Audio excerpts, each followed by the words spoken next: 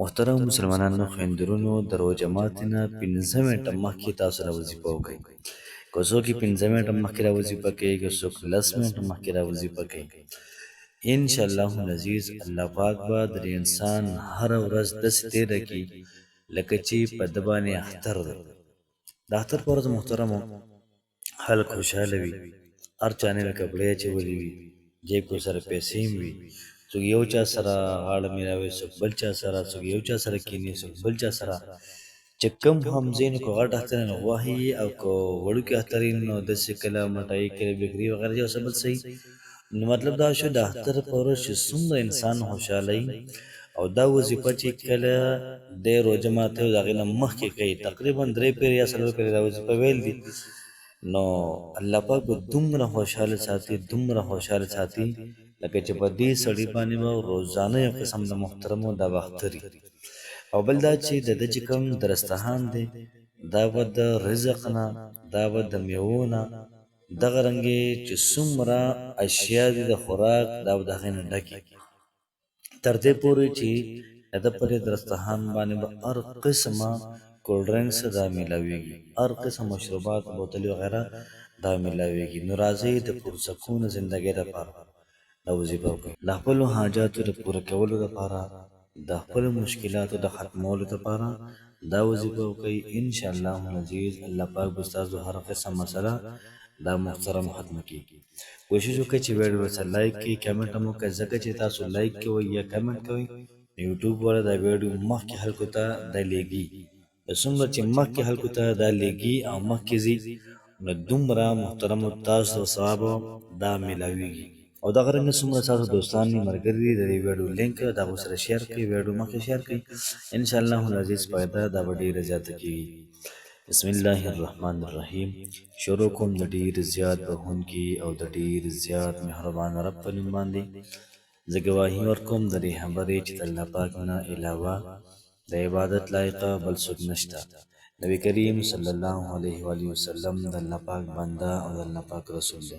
زما د اسلام ډېرو زیاتو خوږو او درنو مسلمانانو خویندرونو، نن چې کومه زموږ وظیفه ده انتهایي د کمال او انتهایي د برکت والا وظیفه ده.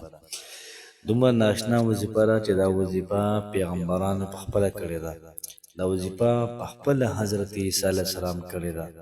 د دې وظیفې برکت دا و چې عیسی علیه السلام ته خلک ویلې ای د الله رسوله ته دعا ولې نه کوې، داسې دعا وکړه چې الله پاک د اسمان نه موږ باندې خوانچې نازلې کړي.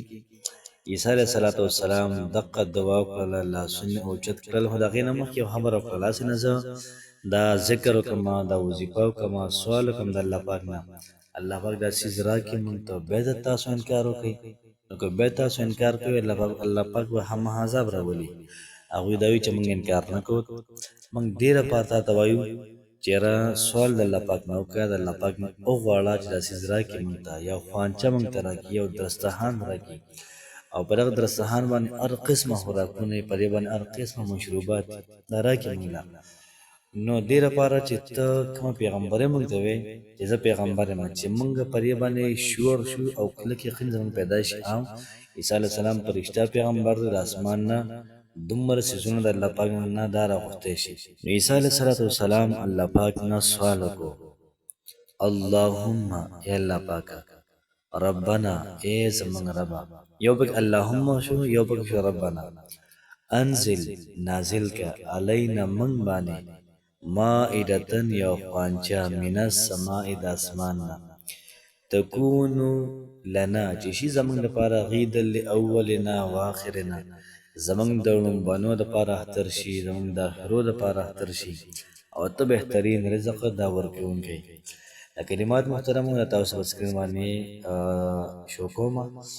دغه رنګې محترمو تاسو به راواړوئ سورت مائده. سورت مائده م راواړوله، بیا په سورت مائده کې به آیت نمبر 114 راواړوئ، آیت نمبر 114.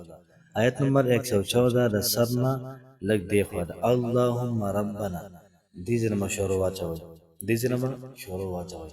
خو دا وظیفه به کله کوئ؟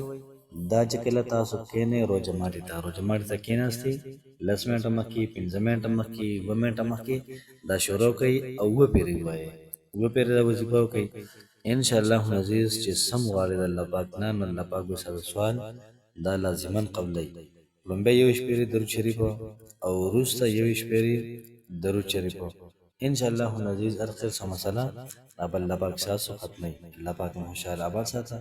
السلام علیکم ورحمت الله وبرکاته.